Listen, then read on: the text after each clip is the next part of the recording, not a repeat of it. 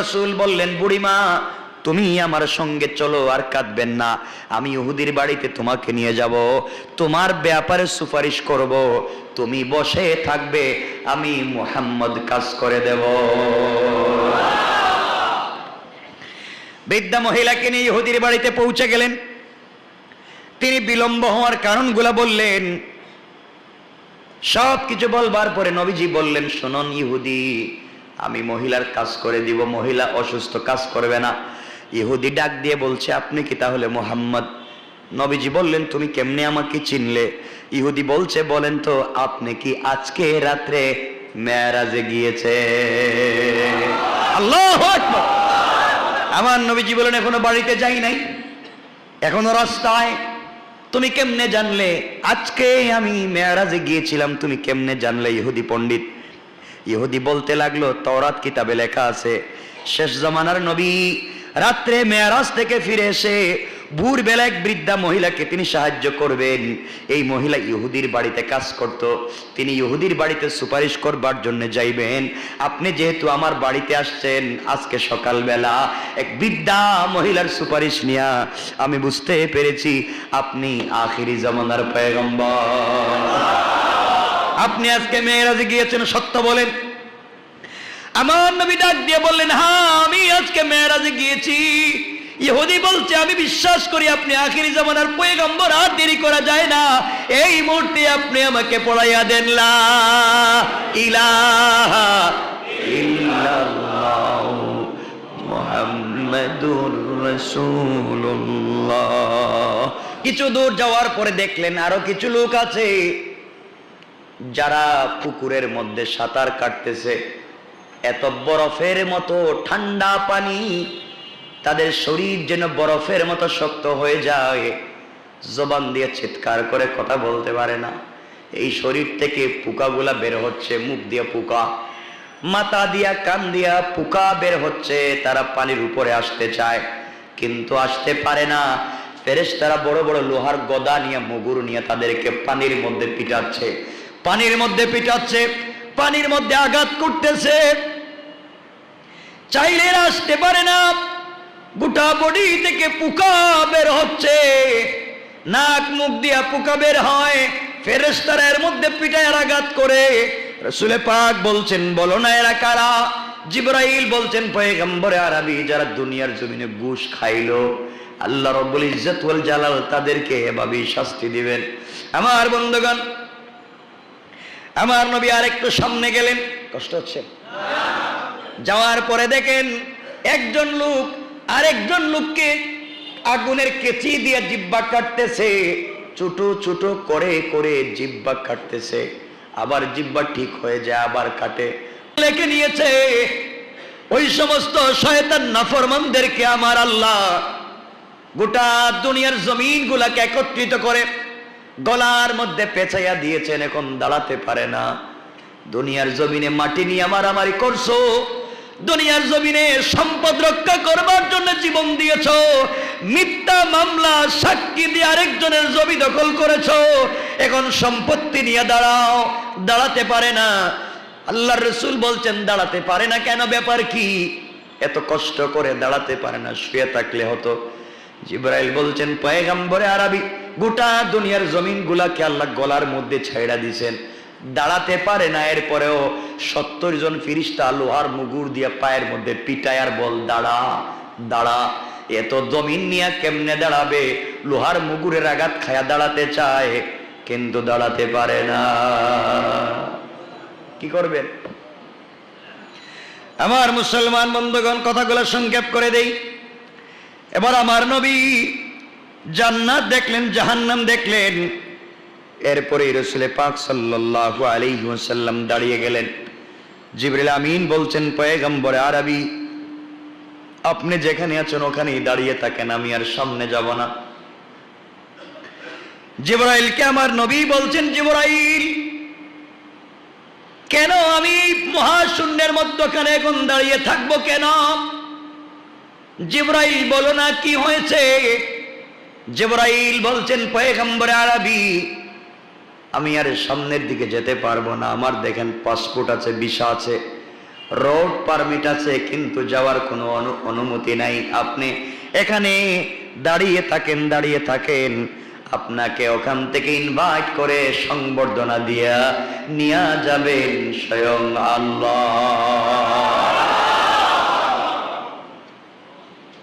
পয়গম্বরে আরবি, আপনি ওখানে দাঁড়িয়ে যান, এই মুহূর্তে আপনাকে ওখান থেকে নিয়ে যাবেন স্বয়ং আল্লাহ। পয়গম্বরে আরবি দাঁড়িয়ে গেলেন, ওখানে দাঁড়িয়ে রয়েছেন, কি করবেন একা একা। এমন সময় এক সময় দেখা গেল নীরবতা ভেদ করে একটা রফ এসেছে। আমি কথাগুলাকে সংক্ষেপ করে বুঝাবার জন্য বলছি। রাসূল পাক সাল্লাল্লাহু আলাইহি ওয়াসাল্লাম তিনি সেই আরোহণ করলেন, এই বাহনে আরোহণ করলেন, আর সে মুআল্লা পর্যন্ত পৌঁছে যাবেন। আল্লাহর তরফ থেকে তখন আহ্বান আসলো, হাবিবরে আপনি আরশে আজিমে চলে আসেন। কেমনে সে কথা বলি, আমার নবী দাঁড়িয়ে আছেন, রাসূল পাক সাল্লাল্লাহু আলাইহি ওয়াসাল্লাম দাঁড়িয়ে আছেন। হঠাৎ মনে পড়েছে, আহারে আল্লাহর সঙ্গে দেখা করতে আসলাম, জান্নাত দেখলাম, জাহান্নাম দেখলাম, সবকিছু দেখলাম, আর সে আজিমে যাচ্ছি, এখন দাঁড়ায় আছেন। মানুষ যখন একা হয় তখন পিছনের কথা মনে পড়ে, ঠিক বলি নাই? মনে পড়ে না? মানুষ দেখবেন যখন একা হয়ে যায়, কারণ দেখবেন বেডে যখন আপনি চক্ষু বন্ধ করে শুয়ে থাকবেন, কত কল্পনা, কত পিছনের কথা আপনার মনে পড়ে না? আমার নবী একা, হঠাৎ মনে পড়েছে, আহারে আজকে যদি আমার স্ত্রী খাদিজা বেঁচে থাকতেন তাহলে কতই না খুশি হতো, আজকে তার স্বামীর কত দাম। এই কথাগুলা চিন্তা করতে করতে হঠাৎ আমার নবীর চোখ দুটা পড়ে গিয়েছে নিজের পায়ের দিকে। তাকাইয়া দেখেন পায়ের মধ্যে জুতা আছে, ছেঁড়া জুতা। সংক্ষেপ করে বলে দিই, আরো বলছি আমি, 1 মিনিটে বলে দিই। আমার নবী দেখলেন পায়ের মধ্যে ছেঁড়া জুতা। আহারে এই জুতা নিয়ে কেমনে আরশে আজিমে যাই, আল্লাহর সঙ্গে দেখা করতে কেমনে যাই? নবীজির মনে পড়ে গেল মুসা কালিমুল্লাহর কথা। মুসা কালিমুল্লাহ আল্লাহর সঙ্গে দেখা করবার জন্য তুর পাহাড়ে গিয়েছিলেন। আল্লাহ আমার নবীকে আমার মুসা আলাইহিস সালামকে আল্লাহ বলছেন, মুসা রে ফাখলানা আলাইকা ইন্নাকা বিল ওয়াদিল মুকদ্দাস তুওয়া। ও মুসা, এটা পবিত্র উপত্যকা, ওটা পবিত্র পাহাড়, এখানে জুতা নিয়ে আসা যাবে না, জুতা খুলে আসো। আল্লাহর রাসূলের মনে পড়ে গেল, আল্লাহ পাক মুসা আলাইহিস সালামকে জুতা নিয়ে তুর পাহাড়ে যাইতে দিলেন না, আর আমি কেমনে জুতা নিয়ে আরশে আজিমে যাই? আমার নবী জুতা খুলে ফেললেন, সাথে সাথে আওয়াজ হলো, আওয়াজ আসলো, বন্ধুরে আপনি জুতা খুলে ফেলবেন না, আপনি জুতা পরেন। আপনি জানেন না আপনি যে জুতা মুবারক পরেছেন, আপনার জুতার নিচে যেই দুলি কণা বালিগুলা রয়েছে, এই বালিগুলার দ্বারা আমি আল্লাহ আমার আরশে আজিমকে সম্মানিত করতে চাই। তোমার নবীর কত দাম আমার বন্ধুরে, তোমার নবীকে আল্লাহ কত দাম দিয়েছেন, তুমি সেই নবীকে চিনো না, সেই নবী সম্পর্কে তোমার ধারণা নাই। পয়গম্বরে আরবি এক পর্যায়ে পৌঁছে গেলেন, যে কথাগুলো আপনাদেরকে অনেকবার বলছে, কথাগুলা বলে আলোচনা সংক্ষেপের দিকে নিয়ে যাই। এক পর্যায়ে আল্লাহর কাছে যাওয়ার পরে রাসূল পাক মুচকে মুচকে হাসেন। ফাকাবা কাউসাইনি আও আদনা, দনুক বাঁকা করলে যত কাছাকাছি আসে আমার নবী আর আল্লাহ, সামনাসামনি বসে তত কাছাকাছি কথা বলেছেন। পড়েন সুবহানাল্লাহ। কথা বলতেছেন, কথা চলতে আছে। এক পর্যায়ে আল্লাহ রাব্বুল ইজ্জত ওয়াল জালালের সঙ্গে কথা বলতেছেন। তাকায়া দেখেন রাসূল পাক আল্লাহর আরশে আজিমের পিলার, আরশে আজিমের গেট, তার লাল গালিচা, আরশে আজিমে যত জিনিস দিয়ে ডিজাইন করেছেন, সকল ডিজাইনের মধ্যখানে রয়েছে আমার রাসূলের নাম। আল্লাহ রাব্বুল ইজ্জত ওয়াল জালাল বলছেন, বন্ধুরে এবার বলো, দুনিয়ার জমিন থেকে আরশে আজিম পর্যন্ত এসেছো, তোমার স্ত্রী নাই, দাদা নাই, চাচা নাই, বলো না এত কষ্ট করে এসেছো বন্ধু, কি নিয়ে আসছো, কি নিয়ে আসছো, হাদিয়া আনছনি? আমার নবী জবাব দিচ্ছেন, আত্তাহিয়াতু লিল্লাহি ওয়াসসালাওয়াতু ওয়াত-তাইয়্যিবাত। সমস্ত তাজিম, সমস্ত ভক্তি, সমস্ত নামাজ, সমস্ত পবিত্র ইবাদত বন্দেগী যা দুনিয়ার জমিনে আছে সব আল্লাহ রব্বুল ইজ্জত ওয়াল জালালকে দান করে দিলাম। আল্লাহ রব্বুল ইজ্জত ওয়াল জালাল জবাব দিলেন, আসসালামু আলাইকা আইয়ুহান নাবিয়্যু ওয়া রাহমাতুল্লাহি ওয়া বারাকাতুহু। হে নবী, আপনাকে সালাম, আপনার উপর আল্লাহর অসীম রহমত এবং বরকত। নবীজিকে সালাম দিলেন আমার আল্লাহ। আমার নবীজি কথাগুলো আমি বারবার বলেছি, নবীজি সালামের জবাব দেন না। আল্লাহ বলছেন, বন্ধুরে এবার সালামের জবাব দেও না, কি হলো? নবীজি বললেন, আল্লাহ আমি কেমনে সালামের জবাব দিব? আল্লাহ বলছেন, বন্ধুরে মনে হয় মেরাজে এসে খাদিজার কথা মনে পড়ছে। নবীজি বললেন, আল্লাহ না না, খাদিজার কথা মনে পড়ে নাই। আমার আল্লাহ বলছেন, বুঝে ফেলেছি, মনে হয় তোমার মেয়ে ফাতেমার কথা মনে পড়েছে। আল্লাহ না, তাহলে হাসান হুসাইনের কথা মনে পড়ছে না। আয় আল্লাহ, আমি আপনার বাড়িতে আসছি, আমার পরিবারের কারো কথা মনে পড়ছে না। আপনি আমাকে সালাম দিয়েছেন, আমিও আপনার সালামের জবাব দিতে চাই, কিন্তু আমার যেই উম্মতের জন্য এত কষ্ট করলাম, এত মাইর পিট খাইলাম, একটা বারও তুমি আমার গুনাহগার উম্মতের কথা জিজ্ঞাসা করলা না। আল্লাহু আকবার বলেন। যেই উম্মতের জন্য আমি এত কষ্ট করেছি, যেই উম্মতের জন্য আমার তায়েফের ময়দানে শরীর থেকে রক্ত ঝরেছে, অজ্ঞান হয়ে পড়েছি, আমার মা নাই, আপনি জানেন আমার মা নাই, আমার বাবা নাই, আমার চাচা নাই, আমার দাদা নাই, আমার স্ত্রীও নাই, কেউ নাই। এরপরেও সকাল সন্ধ্যা তোমার দ্বীনের দাওয়াত যাদের কাছে পৌঁছে দেই, এত আঘাত করে মক্কার মানুষ তাদেরকে তো পিটায়, এরপরে দিন থেকে সরে যায় না। আল্লাহ তাআলা আপনার কাছে এসেছি, সবার কথা বললেন, আমার উম্মতের কথা বললেন না। যতক্ষণ পর্যন্ত আমার উম্মতের পক্ষে সালাম না দিবেন, ততক্ষণ পর্যন্ত আমিও আপনার সালামের জবাব দিব না। এই রাসূলকে আজও চিনলেন না, এই নবীজিকে আজও চিনলেন না। আমার আল্লাহ আমার রাসূলের চেহারার দিকে তাকায়া ডাক দিয়া বলছেন, বন্ধুরে তুমি আমার বাড়িতে আইসা তোমার উম্মত গুলাকে ভুলে যাও নাই। রাসূলে পাক বলছেন, আল্লাহ তাআলা কথা দিলাম তোমার এখানে আসছি, আজও যেমন ভুলে যাই নাই, কিয়ামতের মাঠে আমি আমার উম্মতকে ভুলে যাব না।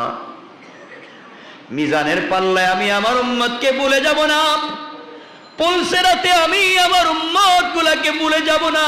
হাউজে কাউসারের পারেও ভুলে যাব না। কথা দিলাম আমি তোমার জাহান্নামের গেইটে দাঁড়ায়া থাকবো, আমার একটা ইমানদার উম্মতকেও জাহান্নামে নিতে পারবে না।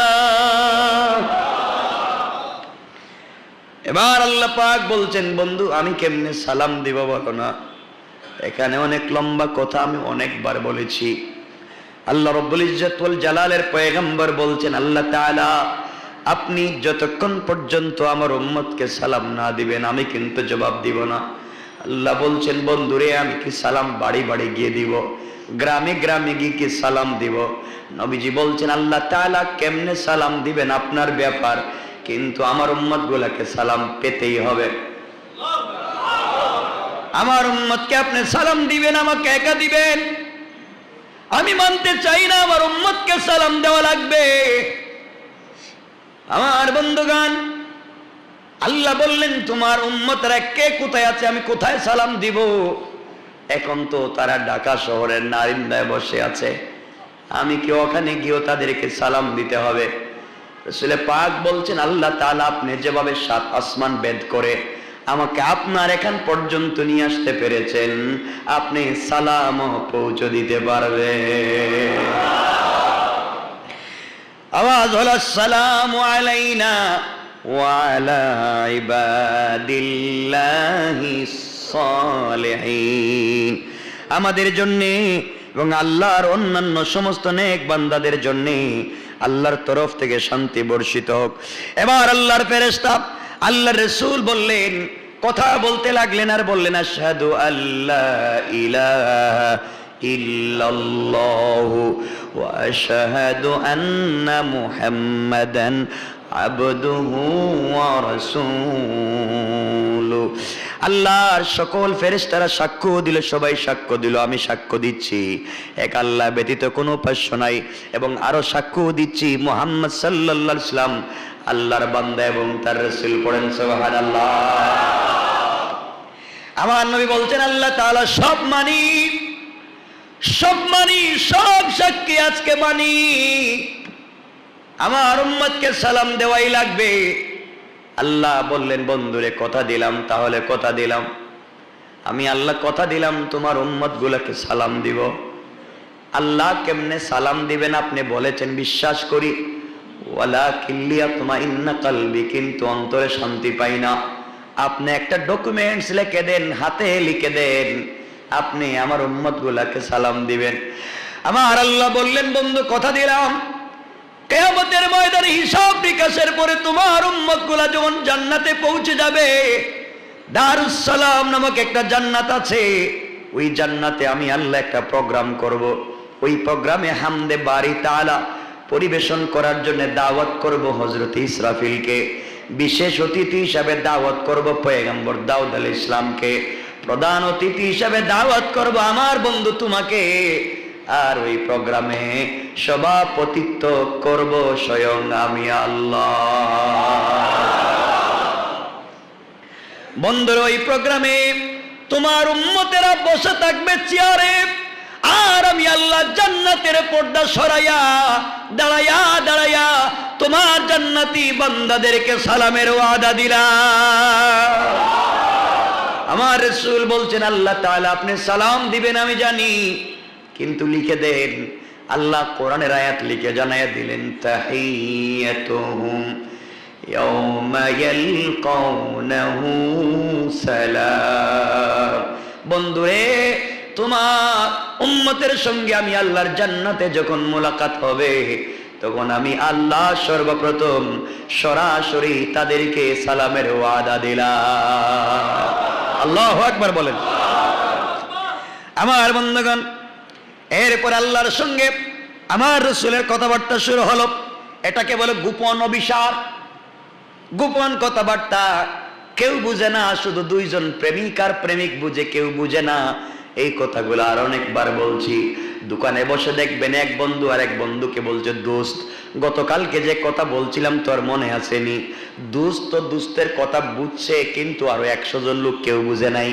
এইভাবে আল্লাহ তার বন্ধুর সঙ্গে গোপনে ইশারা ইশারা ইঙ্গিতে কথা বলেছেন। আলিফ লাম রা, আলিফ লাম মিম, তাসিম মিম, কাফ হা ইয়া আইন সাদ ইয়াসিন।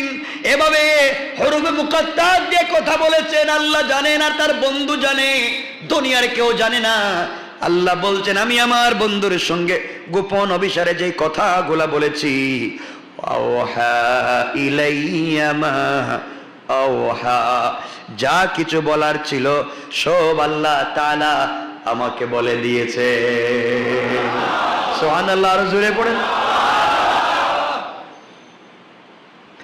আমার বন্ধুগণ কথাগুলো সংক্ষেপ করে নিচ্ছি। এক পর্যায়ে লম্বা সময় পর্যন্ত কথা হয়েছে, অনেক ব্যাপার। এবার নবীজি চলে আসবেন। আসার সময় আল্লাহ রব্বুল ইজ্জত ওয়াল জালাল বললেন, কিছু নিবানি? আল্লাহ অবশ্যই তো চাওয়ার মতো কিছু আছে, যত দিতে চাও, আমার কিছু লাগবে না। কোনো হাদিয়া যদি দিতে চাও আমার উম্মতকে দিয়া দাও। আল্লাহু আকবার বলেন। আল্লাহ বললেন, বন্ধুরে তোমাকে একটা দোয়া শিক্ষা দিলাম, দোয়া নিয়ে যাও। সকল নবীদেরকে আমি এক একটা দোয়া শিক্ষা দিছি, তোমাকেও দিলাম। এই দোয়া তোমার উম্মতের জন্য দুনিয়ার জমিনে করবা। এই দোয়া করলে উম্মতদেরকে আমি জাহান্নাম থেকে বাঁচাবো। আমার নবী দোয়া শিক্ষার পরে মুচকি হেসে বলছেন, আল্লাহ তাআলা আপনি কি মনে করলেন এই দোয়া কি আমি দুনিয়ায় গিয়ে করব নাকি? কেন আপনি করবেন না? তাহলে কি করবেন? আয় আল্লাহ তাআলা আমি এই দোয়াকে আমি রিজার্ভ রেখে দিলাম, দোয়া করব না।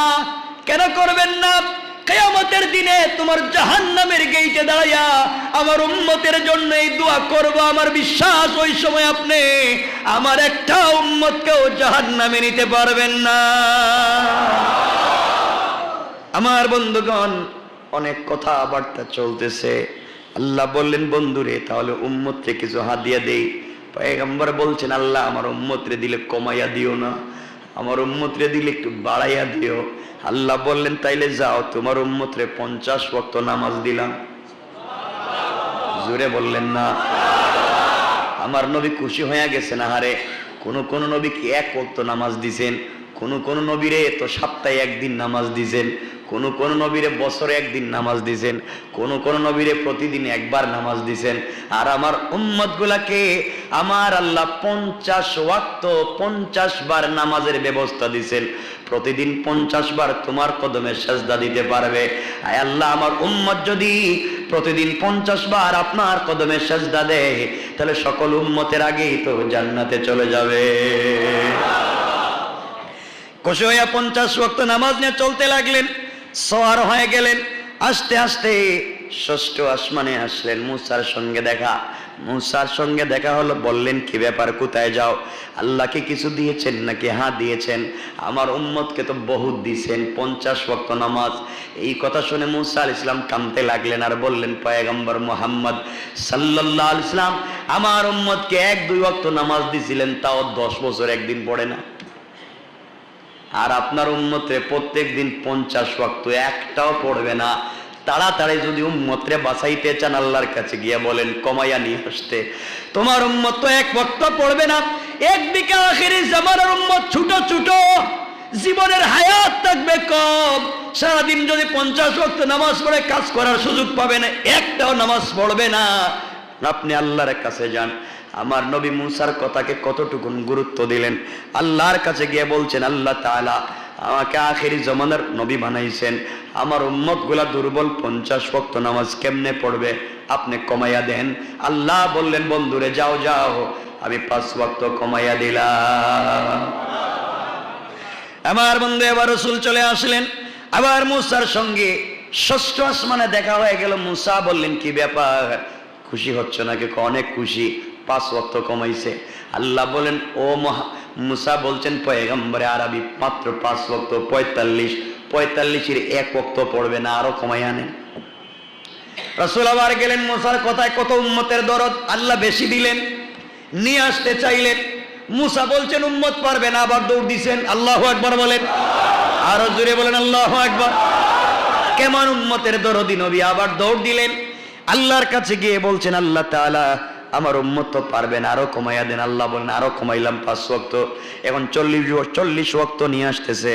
মুসা বলছেন, এখন কত ওয়াক্ত? 40। আবার যান। এই 40 ওয়াক্তও কেউ পড়বে না। আমার নবী বলতেছেন, মুসা এটা কি বলছেন? আমার আল্লাহ আমার উম্মত গুলাকে এত বেশি দিলেন, তারা তো একটা সেজদা দিলে 100 সেজদার সওয়াব পাবে, আপনি কমান কেন? মুসা বলছেন, তোমার উম্মতের সঙ্গে আমার দুশ্মনী নাই, কিন্তু আমি আমার উম্মতরে চিনি, এদেরকে মাইরা পিটায়ও নামাজ পড়ানো যায় নাই। আর আপনার উম্মত কেমনে পড়বে? এরা তো আরো বেশি বুদ্ধিজীবী, ঠিক না? এরা তো আরো বেশি বুদ্ধিজীবী, পড়বেই না। আপনি আরো কমাই আনেন। আমার নবী যাইতে লাগলেন। আপনারা জানেন, যাইতে যাইতে যাইতে যাইতে 9 বার গেলেন। 5 9 কত? 45 বার। 9 বারে 5 ওয়াক্ত করে 45 ওয়াক্ত কমাইলেন। এবার 45 ওয়াক্ত নাই, আসিল 50, আছে এখন 5। নবীজি সাল্লাল্লাহু আলাইহি ওয়াসাল্লাম আবার আসলেন মুসার কাছে। মুসা বলছেন, এ কি? 5। আবার তাড়াতাড়ি যান, আরো কমাই আনেন।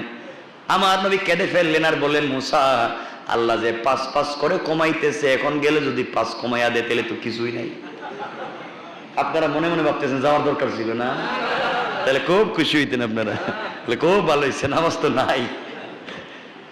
আমার বন্ধুগণ, সংক্ষেপ করে বলি, এক পর্যায়ে, কারণ আপনারা তো 5 ওয়াক্ত পড়বারই সুযোগ পান না, মুসা বলছেন, পয়গম্বর এবার যান।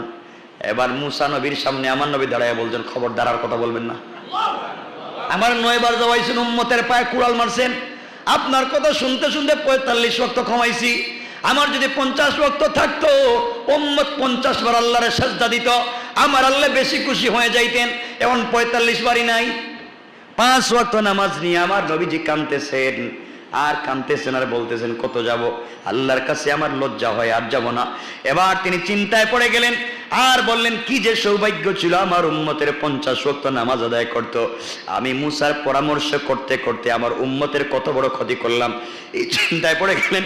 শেষ পর্যন্ত আল্লাহর কাছে দোয়া করতে লাগলেন আর বলেন, আল্লাহ আমি ভুল করেছি, নামাজ কম এনেছি, আমি যে আমার উম্মতের বড় ক্ষতি করে ফেলেছি, আমি অত বড় অপরাধী, তুমি আমাকে মাফ করে দাও। আওয়াজ হলো, আল্লাহ ডাক দিয়া বলছেন, ও বন্ধু তুমি আর কাঁদতে হবে না, চোখের পানি মুছে ফেলো, তোমার চোখের পানি আমি আল্লাহর বরদাস্ত হয় না। তোমার উম্মত গুলাকে জানাইয়া দিও, তারা যদি ঠিক মতো 5 ওয়াক্ত সারা দিনে নামাজ পড়তে পারে, আমি আল্লাহ তাদের আমল নামায় 50 ওয়াক্ত নামাজের সওয়াব দিয়ে দিলাম। বন্ধুরে, আর তোমাকে কত স্পেশাল আমল দিতে পারবো। তোমার উম্মত 5 ওয়াক্ত পড়বে, আমি 50 ওয়াক্ত সওয়াব দিলাম। কিন্তু এই উম্মত 5 ওয়াক্ত নামাজও পড়ে না। সেই গোলাম 5 ওয়াক্ত নামাজ পড়ে না। বন্ধুরে, রাসূল পাক খুশি হয়ে গেলেন আর আল্লাহকে বলছেন, আল্লাহ সত্যি বলছেন তো 5 ওয়াক্ত পড়লে কি 50 ওয়াক্তের সওয়াব দিবেন? আমার আল্লাহ বলছেন, বন্ধুরে 5 ওয়াক্ত পড়লে তো 50 ওয়াক্তের সওয়াব আমি আল্লাহ দিব। আর যদি 1-2 রাকাত নফল নামাজ পড়ে, তাহলে 1000 নফল নামাজের সওয়াব দিয়ে দিলাম। আমার নবী খুশি হয়ে গেলেন। আমার বন্ধুগণ, কথাগুলাকে সংক্ষেপ করে দেই। নবীজি মেরাজে গেলেন। আপনারা জানেন, ঘুম থেকে মেরাজ থেকে আয়েশা দেখেন অজুর পানি এখনো গড়াইয়া যায়, ঠিক নেই? কিন্তু রাসূল যে মেরাজে গিয়েছিলেন, ওখানে থেকেছিলেন 27 বছর। আল্লাহু আকবার বলেন। আপনারা বলবেন কেমনে কেমনে, সেই বস্তু জীবনে শুনিনি। 27 বছর থাকছেন রাসূল। আমার বন্ধুগণ, মেরাজের সময়সীমা হচ্ছে 27 বছর। এই সময় তিনি অনেক কিছুই দেখেছেন, অনেক কিছুই করেছেন। মেরাজের এই 27 বছরের কর্মময় জীবন বর্ণনা এত সহজে দেওয়া যাবে না, হাদিসের মধ্যে বিদ্যমান আছে। এখন আপনারা বলবেন 27 বছর হলে তো আবার পানি গড়াইয়া পড়ে। আবার আইসা দেখেন দরজার খট, কি বলেন, হ্যাঁ, শিকল, দরজার শিকল এখন নড়তেছে। তাহলে এত তাড়াতাড়ি চলে এলেন, আপনি বলেন 27 বছর। দুনিয়ার হিসাব কিসের সাথে? চন্দ্র এবং সূর্যের সাথে। দুনিয়ার হিসাব সূর্যের সাথে না, ইংরেজি হিসাব কিসের সাথে? সূর্যের সাথে। আর আরবি হিসাব চাঁদের সাথে। চন্দ্র এবং সূর্য এগুলা কই? কথা বলেন না কেন? এগুলা তো এখানে, এই যে এখানে, এগুলো তো দুনিয়ায়। আর দুনিয়াটা প্রথম আকাশের ভিতরে বেলুনের মতো উড়ে, মনে আছে জুমার আলোচনা? আর আসমানের উপরে কি সূর্য আছে? না বড় লাগবে আছে? সূর্য আছে আসমানের উপরে? 7 আসমানের উপরে সূর্য আছে। তাহলে এর উপরে সূর্যের কোনো হিসাব নাই, এর উপরে সূর্যের কোনো হিসাব নাই। রাসূল কি 7 আসমানের নিচে না উপরে? তাহলে এখানে আবার সূর্যের হিসাব হবে কেমনে? এই জন্য আপনারা বুঝবেন আমার বন্ধুগণ, কিয়ামতের ময়দানের একটা দিন হবে পৃথিবীর 1000 বছরের মতো। পৃথিবীর 1000 বছরের মতো হবে একটা দিন। কেমনে কাটাইবা চিন্তা করো। আমার বন্ধুগণ,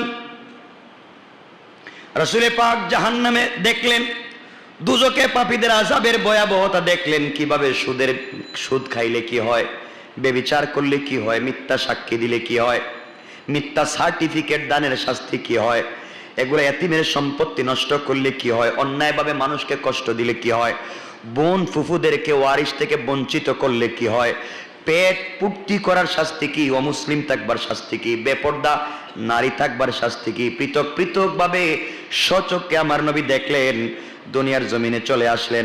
আমার বন্ধুগণ, রাসূল চলে আসলেন। তিনি যেই বিছানা থেকে উঠে গিয়েছিলেন, এসে দেখেন বিছানা এখনো গরম আছে। ছিলেন কোথায়? সূর্য এবং চন্দ্র জগতের উপরে। এখন আসছেন চন্দ্র এবং সূর্য জগতে। এই ঘটনা আপনাদেরকে বুঝাইয়া দিব 1 মিনিট পরে। আমার বন্ধুগণ, রসুল এসে দেখেন ঘরের শিকল তখন পর্যন্ত নড়ে, অজুর পানি তখনও গড়াইয়া পড়তেছে। কারণ দুনিয়ার সময় সূর্যের গতির সাথে মিল রেখে হিসাব করা হয়, আর দুনিয়ার বাহিরে কোনো সূর্য নাই, সেখানকার সময়ের হিসাব দুনিয়ার সময়ের হিসাবের সাথে মিলবে না। দুনিয়ার সময় হলো স্থির। ফিরে এসে তিনি দুনিয়ায় যে সময়ে যা রেখে গিয়েছিলেন আবার জীবন শুরু করলেন, দুনিয়ার জীবন। 63 বছর তো দুনিয়ার জীবন। আমার বন্ধুগণ, এরপরে রাসূল পাক সাল্লাল্লাহু আলাইহি ওয়াসাল্লাম ফিরে আসলেন। তিনি আসলেন, বিছানা গ্রহণ করলেন, ফজরের নামাজের জন্য কাবা ঘরে গেলেন। হচ্ছে আপনাদের? আমার বন্ধুগণ, যখন রাসূল পাক চলে আসলেন, আসার পথে এক বৃদ্ধা মহিলাকে কাঁদতে দেখলেন। এক বৃদ্ধা মহিলা রাস্তার মধ্যে কাঁদতেছে। তিনি জিজ্ঞাসা করলেন, বৃদ্ধা মহিলার আপনি কান্না করেন কেন? মহিলা জবাব দিল, বাবারে, আমি তোমারে চিনি না। এত সকালবেলা তোমাকে দেখলাম ফজরের আগে। আমি এক ইহুদির বাড়িতে কাজ করি। আমি অসুস্থ থাকার কারণে শরীর দুর্বল, ঠিক মতো তার বাড়িতে আজকে আগে যেতে পারি নাই, বিলম্ব হয়ে গিয়েছে। আরো আগে তার বাড়িতে যাওয়ার কথা ছিল, যেতে পারলাম না। তাই ইহুদি আমার উপর অত্যাচার করতে পারে। আমি অসুস্থ মানুষ, বুড়া মানুষ, আমার উপর অত্যাচার করবে, এই জন্য কাঁদতেছি। রাসূল বললেন, বুড়িমা, তুমি আমার সঙ্গে চলো, আর কাঁদবেন না। আমি ইহুদির বাড়িতে তোমাকে নিয়ে যাব, তোমার ব্যাপারে সুপারিশ করব, তুমি বসে থাকবে, আমি মুহাম্মদ কাজ করে দেব। বৃদ্ধা মহিলাকে নিয়ে ইহুদির বাড়িতে পৌঁছে গেলেন। তিনি বিলম্ব হওয়ার কারণগুলো বললেন। সব কিছু বলবার পরে নবীজি বললেন, শুনুন ইহুদি, আমি মহিলার কাজ করে দিব, মহিলা অসুস্থ, কাজ করবে না। ইহুদি ডাক দিয়ে বলছে, আপনি কি তাহলে মুহাম্মদ? নবীজি বললেন, তুমি কেমনে আমাকে চিনলে? ইহুদি বলছে, বলেন তো, আপনি কি আজকে রাত্রে মেরাজে গিয়েছে? আল্লাহু আকবার।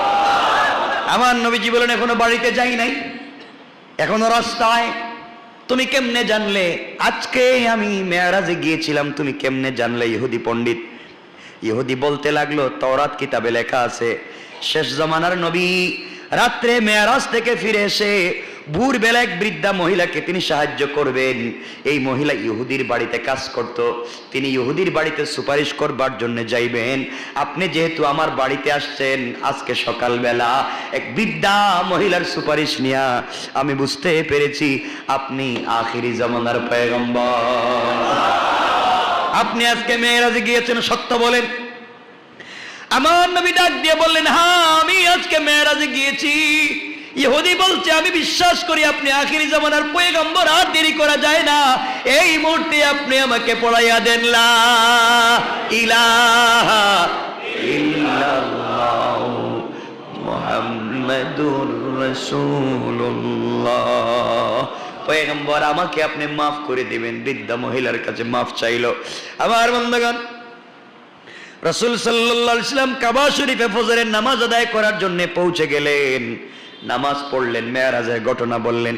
মেরাজের কথাগুলা শুনবার পরে সকালবেলা কাফেরদের নেতা আবু জাহাল বিদ্রুপ করতে লাগলো, উল্টা পাল্টা বলতে লাগলো, আরে মুহাম্মদ নাকি 1 সেকেন্ডের ভিতরে বাইতুল্লাহ থেকে বাইতুল মুকাদ্দাস গিয়েছে, ওখান থেকে 7 আসমান পার হইয়া আর সে মুআল্লায় গিয়েছে। কেমন পাগলামি কথা! এতদিন তো আমরা পাগলামি বলতাম, এখন মানুষ পাগল বলবে। এই কথা থেকে, এই ঘটনার থেকে সত্য প্রমাণিত হয়, নবীজির মেরাজ স্বপ্নে ছিল না, সরাসরি ছিল। স্বপ্নে তো বহুত কিছু দেখে, এটা নিয়ে মারামারি করার দরকার কি?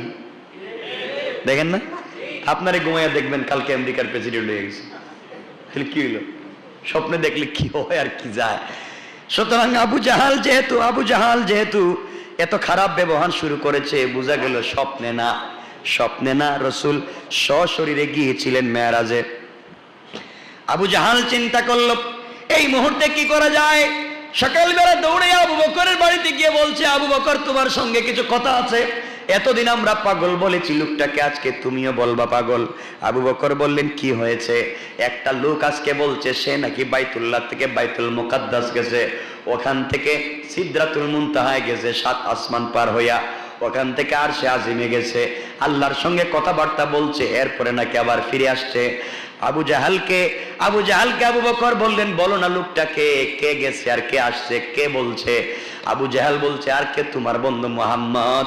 আবু বকর বললেন, আশহাদু আন্নাকা মুহাম্মাদুর রাসূলুল্লাহ। আমার নবী যদি বলে থাকে 1 কোটি বার সত্য, এখানে মিথ্যা নাই। আল্লাহু আকবার। আমার নবীজি বলেছেন, এতে সত্য। আবু বকর দৌড়াইয়া আমার নবীর সামনে আসলেন, মুসাফা করলেন, মুআনাকা করলেন, আর বলেন, ইয়া রাসূলুল্লাহ, আপনি নাকি আজকে মেরাজে গিয়েছিলেন? আপনি আমাকে বলেন নাই, আবু জাহেল থেকে আমি শুনছি। আমি সাক্ষ্য দিলাম আপনি আল্লাহর রাসূল, আপনার মেরাজ সত্য। আল্লাহু আকবার। আমার বন্ধুগণ, এরপরেই লম্বা কথা, লম্বা সামনের দিকে নিতে চাই না। রাসূল পাক বুরাকে গিয়েছিলেন, বুরাকের গতি বিদ্যুতের চাইতেও বেশি। বিদ্যুৎ তো আপনারা জানেন বিদ্যুতের গতি কেমন। যদি আজকে নারিন্দার মধ্যে বিদ্যুতের সুইচ থাকে, লাইট যদি আমেরিকায় থাকে, এখানে সুইচ দিলে জ্বলবে নি?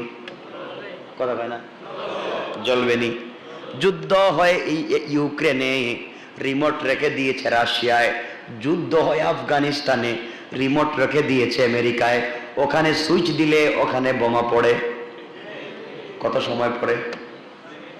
কথা বলেন। 1 সেকেন্ডের ভিতরে।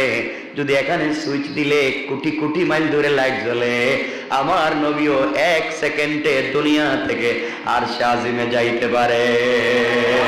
ঠিক কিনা বলেন? আমার আল্লাহ সব পারেন। কথাগুলো লম্বা। এই জন্য আমার বন্ধুগণ, রাসূল পাক সাল্লাল্লাহু আলাইহি ওয়াসাল্লাম মেরাজে গেলেন। মেরাজ থেকে আসলেন, এখানে আরো আশ্চর্যজনক ঘটনা। কেমনে আপনাদেরকে বুঝাই। আমার নবী দুনিয়ার জমিনে মেরাজে হাওয়ার বাতাস থেকে, দুনিয়ার জমিনে হাওয়ার বাতাস, বিদ্যুতের হাওয়ার দূরত্ব, হাওয়ার দ্রুত গতি আর বিদ্যুতের দ্রুত গতির চাইতে হাজার হাজার কোটি গুণ দ্রুত গতি হচ্ছে বরাক, দ্রুত গতি হচ্ছে রফরফ। আমার নবী তো এর চাইতে বেশি পৌঁছে গিয়েছেন। আলোর গতি প্রত্যেক সেকেন্ডে 1,86,000 মাইলের বেশি না। যে দুর্ঘটনার দৃশ্য নিয়ে আলো দূর থেকে বিলম্ব, আমার রাসূল তো সেকেন্ডে কয়েক হাজার কোটি কোটি বছরের রাস্তা পার হয়ে যায়। আপনাদেরকে বোঝাবার জন্য বলি, এক লোক আমার নবীর কথাগুলা শুনলো। ইহুদি একটা লোক নবীজির কথা শুনলো। তিনি নাকি রাত্রবেলা মেরাজে গেলেন, মেরাজ থেকে আসলেন, আইসা দেখেন ঘরের সবকিছু ঠিক আছে, কড়াও নড়ে, পানিও পড়ে, বিছানাও গরম। রাসূলের এই কথা শুনে ইহুদি হাসতে লাগলো। রাসূলের দরবার থেকে বাড়িতে গেল। যাবার সময় রাস্তা থেকে বিশাল বড় একটা মাছ কিনছে। মাছ কিনে নিয়ে গেছে বাড়িতে। স্ত্রীকে বলছে, স্ত্রী, এই মাছটা তুমি ভালো করে রান্না করো, আমি পুকুর থেকে গোসল করে আসি। আল্লাহর ইচ্ছা হলো, দুনিয়ার মানুষকে বুঝাতে চান। আমার বন্ধুগণ, এটা কোরআনের কথা না, হাদিসের কথা না, ইতিহাস থেকে বলছি। আশরাফ আলী থানভী বলছেন, এমন সময় লোকটা যখন পুকুরে গোসল করতে গিয়ে ডুব দিছে, ডুব দেওয়ার পরে ডুব দিয়া উঠা দেখে পুকুরও নাই, কাপড়ও নাই। আরেক দেশ দেখা যায়, ওখানে গিয়া দেখে এতদিন ছিল সে পুরুষ, ডুব দিয়া পানির নিচ থেকে উঠা দেখে সে নারী। সুবহানাল্লাহ নাই? আমার বন্ধুগণ, সে দেখে ডুব দিয়ে উঠে দেখে অন্য জগতে চলে এসেছে। সে একজন সুন্দরী যুবতী রাজকন্যায় পরিণত হয়েছে। নতুন দেশের রাস্তাঘাট খুঁজে পায় না মহিলা মানুষ। এখন কি করবে? এদিক সেদিক তাকাচ্ছে। এমন সময় দেশের যিনি বাদশাহ ছিলেন, যুবরাজ, এই যুবরাজ তিনি ঘোড়ার পিঠে সওয়ার হয়ে কোথাও যাচ্ছিলেন। একজন রাজকন্যাকে রাস্তায় এদিক সেদিক ঘোরাঘুরি করতে দেখে তাকে নিজের ঘোড়ার পিঠে সওয়ার করলেন, বাড়িতে নিয়ে গেলেন, তাকে বিয়ে করলেন, 27 বছর ঘর সংসার করলেন, বাচ্চা কাচ্চা হইল। এরপরে ওই লোকটা আবার একদিন আইসা পুকুরে ডুব দিছে, নদীতে ডুব দিছে, ডুব দিয়ে উইটা দেখে আবার আগের জায়গা। আল্লাহু আকবার বললেন না? আবার দেখে আগের জায়গায়, হে আগে লঙ্গি রাখা, এখন দেখা যায় মহিলা না পুরুষ হয়ে গেছে। লজ্জায় লঙ্গি পরে বলতেছে, কি ব্যাপার রে, আমি যে মোহাম্মদ কিনে ঠাট্টা করছিলাম, এখন মনে শাস্তি পাইলাম। বাড়িতে দৌড় দিছে, গিয়া দেখে এখন পর্যন্ত তাজা মাছ নড়াছড়া করে বউ এখনো রান্নাই করে নাই। বউরি জায়গায়, কি ব্যাপার, রান্না করলে না? আমার বিয়ে হইলো, 27 বছর ঘর সংসার করলাম, বাচ্চা কাচ্চা হইলো, ওরে পাগল হয়ে গেছে দেয়া যায়। কেমন পাগল হয়েছে চিন্তা করো। আমার বন্ধুগণ, কথাগুলো এই জন্য বোঝাবার জন্য নিয়ে এসেছি, আমার আল্লাহ চাইলে সবকিছু পারে কি পারে না। এজন্য আমার বন্ধুগণ, মেরাজের ঘটনা আরো লম্বা, আর সামনের দিকে যেতে চাই না, এতটুকুন থেকে বোঝাতে চাইলাম আমার নবী মেরাজ করেছেন সশরীরে। এতে কি মিথ্যা না সত্য? কথা বলেন, মিথ্যা না সত্য? আমার নবীর মেরাজ সত্য না মিথ্যা? এই জন্য আমার বন্ধুগণ, আমার নবীর মেরাজ সত্য, আমার নবীও সত্য, আমরা এখানে মিথ্যা বলি না। আল্লাহ পাক রব্বুল ইজ্জত ওয়াল জালালকে বলবো, আল্লাহ আমাদেরকে দুনিয়া যতদিন রাখো এই রাসূলের উপরই ঈমানওয়ালা আমাদেরকে রাখো, কোন সুবহানাল্লাহ। কিন্তু আমার বন্ধুগণ, এই রাসূলকে যদি পেতে হয়,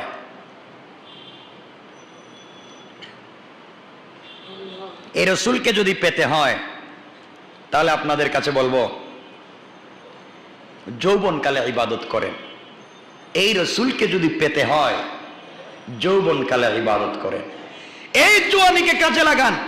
আমি আমার বোনদেরকে বলছি, কলেজে পড়ুয়া যে বোন, সে কলেজে পড়তে গিয়ে কলেজ কাঁপিয়েছে, কলেজের ছেলেরা তাকে ভয় পাইতো, এত সুন্দর স্মার্ট, যেই মেয়েটার পিছনে কলেজের ছেলেরা ঘুরতো, বিবাহের পরে সেই মেয়েটাই তার স্বামীর কাছে অবহেলিত। ঠিক বললাম না?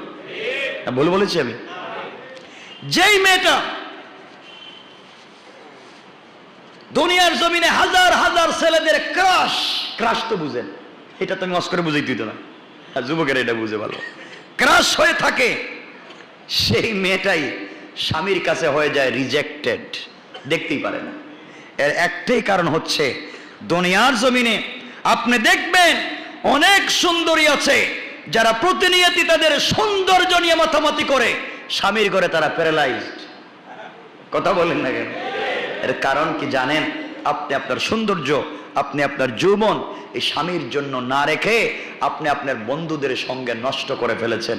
এই জন্য দুনিয়ার জমিনে আপনার এই অবস্থা।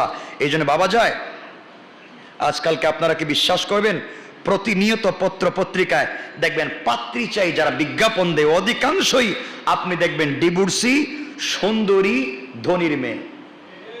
বলেন না কেন? কাহিনী কি? টাকাও আছে, সম্পদও আছে, সুন্দর ও স্মার্টও। এর কারণ কি? কারণ কি? তার মূল অস্তিত্বকে সে হারিয়ে ফেলেছে। এই জন্য আল্লাহকে আসতে,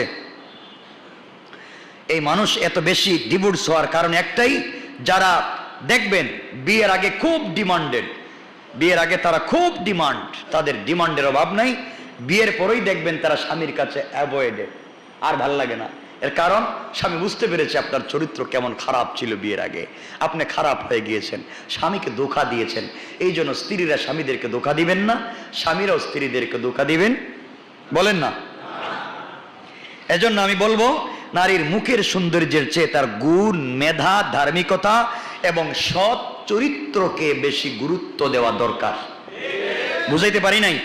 একজন নারীর মুখের সৌন্দর্য, তার স্মার্টনেস, তার স্ট্রাকচার, বডি ল্যাঙ্গুয়েজ, তার গুণ, তার মেধা, তার বডি ল্যাঙ্গুয়েজ, এগুলার বিপরীতে গুণ, মেধা, সৎ চরিত্র, এগুলাকে গুরুত্ব দিতে হবে, তার চেহারার গুরুত্বের দরকার নাই। যার মেধা, যার চরিত্র, যার ধার্মিকতা বেশি, সে আল্লাহর কাছে প্রিয় তত বেশি। এজন্য আমরা পারবো তো ইনশাআল্লাহ? সবাই বলেন না ইনশাআল্লাহ? আল্লাহ আমাদের সবাইকে কবুল করুক। আমরা আমাদের চরিত্রের হেফাজত করব ইনশাআল্লাহ। বলেন।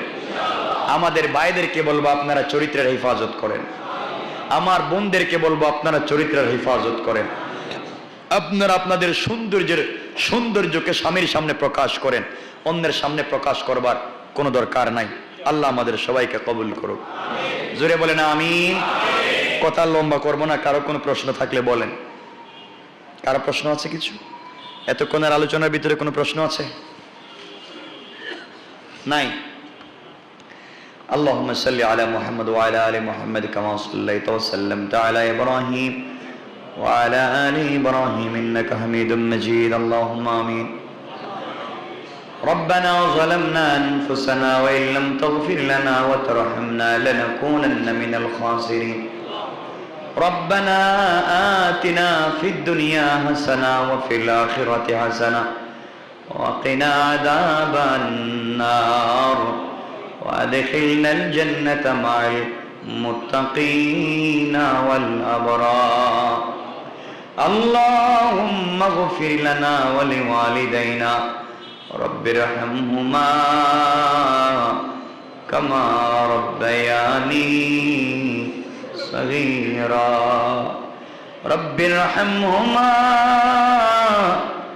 كما ربياني صغيرا আয় আল্লাহ আমরা যারা হাত উঠাইলাম আমাদের জিন্দা মুর্দা সবাইকে মাফ করে দাও ইয়া আল্লাহ আজকে রজব মাসের শেষ রাত্র কোটি কোটি মানুষকে মাফ করে দিবা এই সময় আমাদেরকেও তাদের সঙ্গে মাফ করে দিও আল্লাহ আয় আল্লাহ তাআলা আমাদের যাদের দিলের ভিতরে যত জায়েজ মাকসাদ আছে সকল জায়েজ মাকসাদ গুলাকে তুমি পুরা করে দাও জায়েজ উদ্দেশ্য গুলাকে পুরা করে দাও আমাদের জীবনকে তুমি কমপ্লিট কামিয়াবি নসিব করে দাও আয় আল্লাহ তাআলা আমাদের রূহানি জিসমানি বিমার গুলাকে শিফা দিয়ে দাও আয় আল্লাহ যে ভাইয়ের চাকরির জন্য দৌড়ায় চাকরির ব্যবস্থা করে দাও যেই বোনের বয়স হয়ে গিয়েছে বিয়ে হচ্ছে না বিয়ের ফয়সালা করে দাও যার বিয়ে হয়েছে দীর্ঘদিন বাচ্চা পাচ্ছেন না তোমার কুদরত থেকে বাচ্চার ব্যবস্থা করে দাও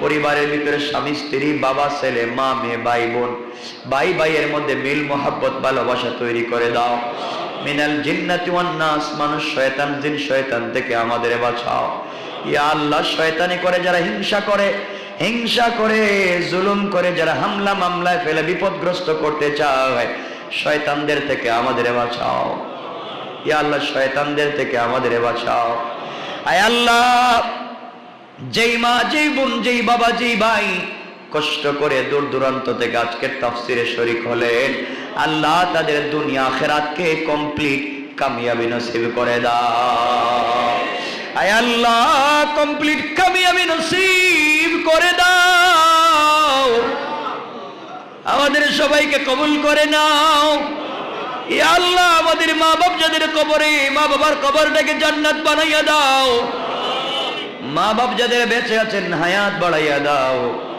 সন্তানদেরকে আলিম বানাও হাফেজ বানাও আয় আল্লাহ আমাদের যাদের মা বাবা নাই মা বাবার কবরটাকে জান্নাত বানাও আমাদের যাদের মা বাবা বেঁচে আছেন হায়াত বাড়াইয়া দাও আল্লাহ আমরা যারা হাত উঠাইলাম রে মুনিব আমাদের সবাইকে লাইলাতুল কদর পর্যন্ত পৌঁছায় দাও ঈদের রাত্র পর্যন্ত আমাদের হায়াতকে বাড়াইয়া দাও আসমানি জমিনি মুসিবত থেকে আমাদেরকে বাঁচাইয়া দাও আয় আল্লাহ আমাদের রিজিকের মধ্যে বরকত দিয়া দাও